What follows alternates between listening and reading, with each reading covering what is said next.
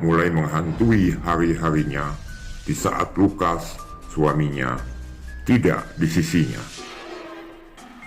Apa dan siapa yang tergeletak di lantai kamar mandinya membuat kengerian tersendiri bagi Rara.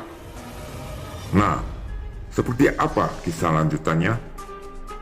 Inilah Save Me bagian kedua. Cerita ini dibagikan oleh Rara Lukas Priyatno dan cerita ditulis oleh Lukas Priyatno.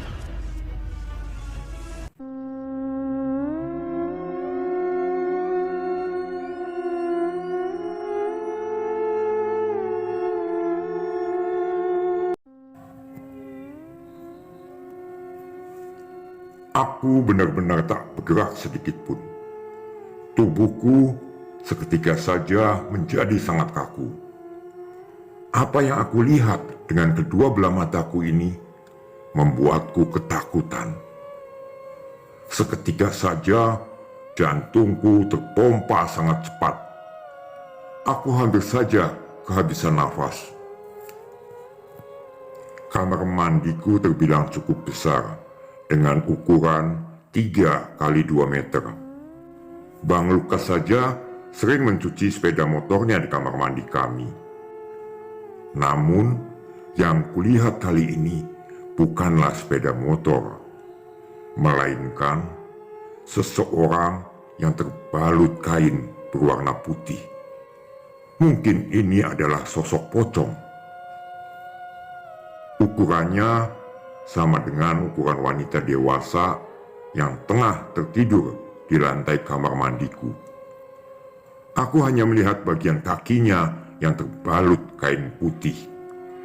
Aku tak punya nyali untuk melihat bagian kepalanya. Penampakan ini hanya diam, tak bergerak. Sampai di mana aku putuskan untuk berjalan mundur dengan sisa-sisa keberanianku. Aku berpegangan pada dinding yang berwarna orange dan mulai berjalan mundur menghindari makhluk tersebut. Suara geraman mulai mengusik langkahku. Aku tak pedulikan suara tersebut dan terus berjalan mundur. Tubuhku terhuyung bagai tertiup angin. Kurasakan sangat sesak pada dadaku. Namun, aku terus saja berusaha semampuku. Ya Allah, lindungilah hamba-Mu ini, gumamku dalam hati. Perlahan demi perlahan, aku berhasil menjauh dari penampakan itu. Aku putuskan untuk pergi dari rumah dan menuju rumah ibu mertuaku. Sesampainya di sana, aku tak banyak bicara. Aku hanya mengatur nafas dan mencoba untuk terlihat tenang. Aku tak mau jika ibu Bang Lukas sampai ikut ketakutan jika tahu yang sebenarnya terjadi pada diriku. Hari telah berganti menjadi gelap.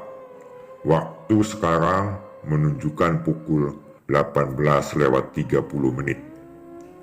Aku pamit pada ibu mertuaku untuk pulang, karena sebentar lagi Bang Lukas pasti sampai di rumah. Aku tak mau jika Bang Lukas pulang dan menemukan aku tak berada di rumah. Setelah berpamitan, aku berjalan menuju ke rumah kontrakanku dengan sedikit rasa cemas dan takut. Masih terlintas dalam ingatanku penampakan sosok yang berbalut kain putih yang berbaring di dalam kamar mandiku. Bagaimana jika makhluk itu masih ada di sana? Gumamku dalam hati. Pintu rumah kubuka. Seketika tubuhku kembali meremang. Jantungku kembali berdetak cepat. Namun aku lawan rasa takutku dan tetap masuk ke dalam rumah. Aku duduk di karpet ruang tamu dan terdiam. Aku tak berani masuk ke dalam ruang kamar karena rasa takutku tak kunjung hilang sedari tadi. Pada saat pukul 19, aku mendengar suara gemerincing milik Bang Lukas. Aku berdiri dan menyambut kedatangan suamiku. Benar saja, Bang Lukas tengah turun dari sepeda motornya dan berjalan menghampiriku. Assalamualaikum, Kak. Waalaikumsalam, sayang. Ku kecup tangan kanannya dan mempersilahkan Bang Lukas masuk ke dalam rumah. Aku mengambil sendal gunung yang ia kenakan untuk bekerja dan kumasukkan ke dalam rumah. Bang Lukas langsung masuk ke dalam kamar dan mengambil handuk.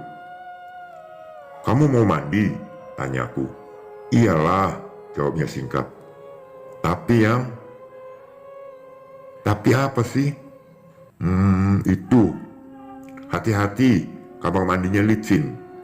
"Oke, udah tenang."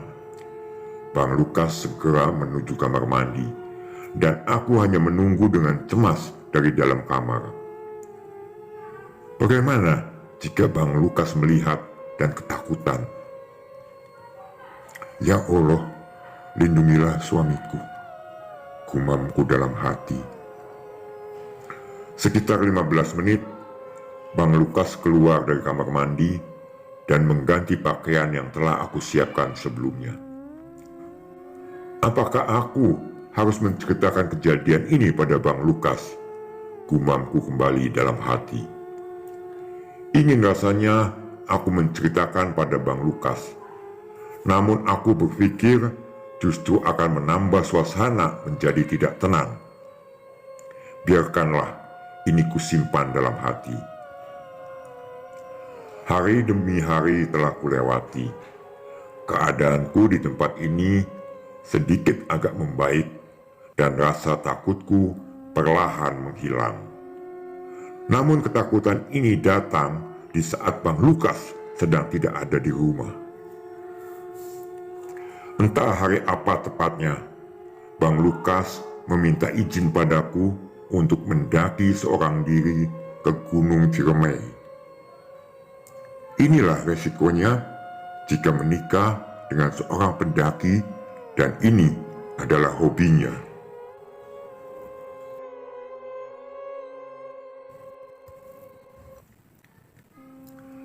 Ini adalah POV dari Lukas Priyatno. "Kak, boleh nggak aku mendaki?" tanyaku pada istriku. "Mau muncak kemana?" "Aku mau ke Gunung Ciremai," jawabku. "Gunung Ciremai? Sama siapa? Kapan?" tanyanya seperti wartawan yang haus akan berita. "Aku sih ada rencana bulan September dan aku sendiri kesananya." "Sendiri? Entar kalau kamu kenapa-napa di sana gimana? Kamu jangan bikin aku khawatir dong, Yang," ungkapnya dengan rasa cemas. "Insya Allah gak akan terjadi apa-apa, Kak," jawabku meyakinkannya. "Tapi kamu harus janji ya. Kamu harus hati-hati dan pulang ke rumah dengan selamat. Janji?" "Iya, Rara. Aku janji bakal hati-hati dan pulang dengan selamat." "Ya udah, sebelum kamu berangkat, kamu anterin aku dulu ke rumah. Biar aku tenang tunggu kamu pulang. Aku gak berani di rumah sendiri. Apalagi kamu perginya berhari-hari." "Iya, Kak. Nanti aku anterin kamu ke rumah mama dulu ya," ungkapku pada istriku. 1 minggu lagi aku akan kembali mendaki ke puncak tertinggi di Jawa Barat. Dan ini adalah momen yang aku tunggu-tunggu setelah menikah dan berbulan-bulan bekerja dengan segudang aktivitas yang membosankan. Akhirnya aku bisa mendaki kembali, dan ini aku lakukan seorang diri. Aku telah mengantongi izin dari istriku, dan aku harus meminta izin kepada wanita pertama yang aku cintai. Dia adalah ibuku. 3 hari sebelum aku berangkat untuk mendaki, aku sempatkan untuk menemui ibuku untuk meminta izin dan doanya. "Bu, Lukas mau izin mendaki," ungkapku. "Mau kemana lagi? Istrimu kan lagi hamil. Masa kamu tinggal, Kas?" "Iya, Rara istriku tengah mengandung anakku dari pernikahan kami beberapa bulan yang lalu. Lukas sudah minta izin sama Rara, Bu, dan Rara sudah kasih izin. Niatnya nanti Rara Lukas bawa ke tempat orang tuanya di Bogor, dan Lukas jemput setelah Lukas turun gunung." "Ya udah, kalau emang diizinin sama Rara, Ibu cuma bisa doain kamu pergi dan kembali dengan selamat, tak kurang satu apapun. Amin. Amin ya Rabbal Alamin," jawabku.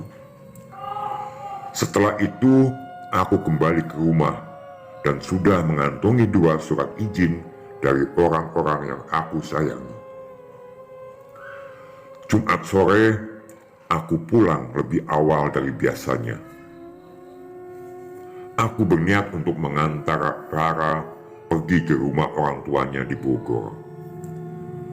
Setelah itu, aku bergegas ke titik poin untuk menunggu mobil yang sebelumnya aku charter untuk pergi ke base camp Palutungan. Tak memakan waktu lama, mobil yang aku tunggu tiba. Di dalam sana telah ada beberapa pendaki yang memang kebetulan bersamaan hari dan waktu pemberangkatannya denganku. Dalam satu mobil, kami berjumlah 7 orang, termasuk supir mobil tersebut. Di sepanjang perjalanan, aku tak banyak bicara dan tak seperti biasanya. Mungkin karena aku lelah, letih sehabis bekerja seharian tadi. Entah berapa lama kami berjalan dan aku tertidur.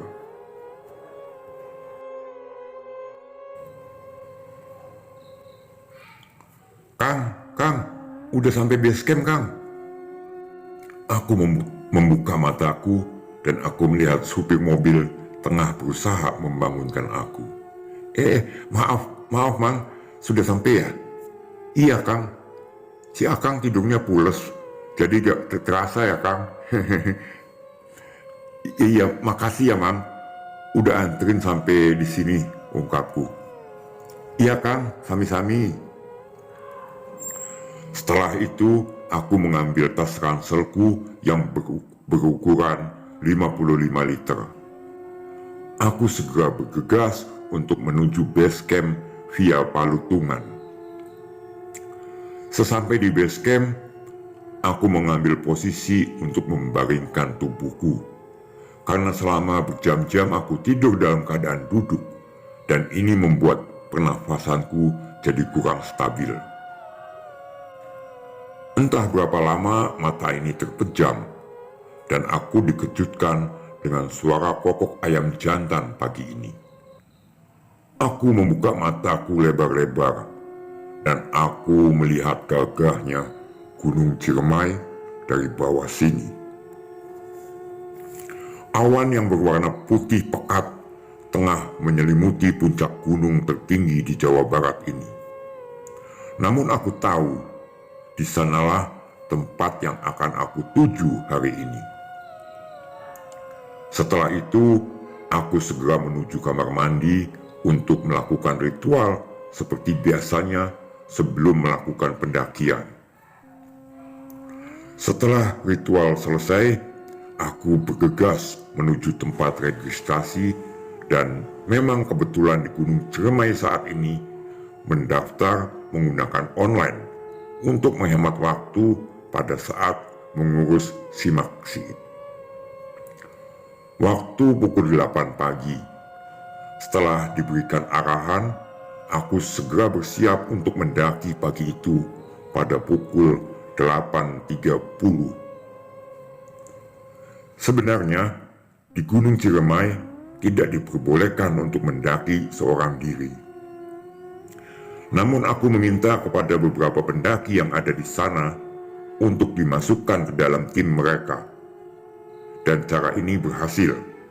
Aku bisa mendaki ke puncak Gunung Ciremai. Aku berjalan sendiri menyusuri pemukiman warga dan melewati perkebunan warga. Senyum ramah para petani bawang dan canda tawa anak-anak kecil mengiringi pendakianku pada pagi ini. Sekitar 15 menit berjalan, aku mulai memasuki hutan rimba dengan gerbang kokoh setinggi 5 kaki dan ukiran kerak ekor panjang di sebelah kanan atas. Bau apaan ya? Gumamku dalam hati.